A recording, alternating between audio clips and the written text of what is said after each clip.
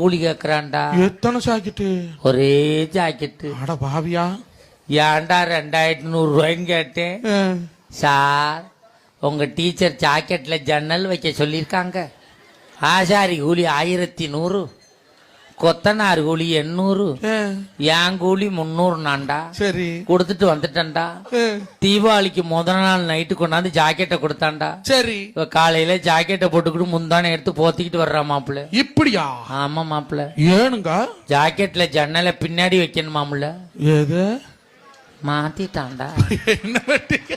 ஏன்டா அப்படி பண்ணான்னு கேட்டேன். வாஸ்து சாஸ்திரப்படி ஜன்னல் அங்கேதான் சார் இருக்கணும் அப்படிங்கிறான்டா. மறுநாள் அதே டெய்லர் வீட்டுக்கு வர்றான்டா. ஏங்க ஏன்டா வந்தான்னு கேக்குறேன். மேடத்தை வர சொல்லுங்க சார், ஜன்னலுக்கு கொசுவல் அடிச்சு விட்டு போறேங்கிறானே.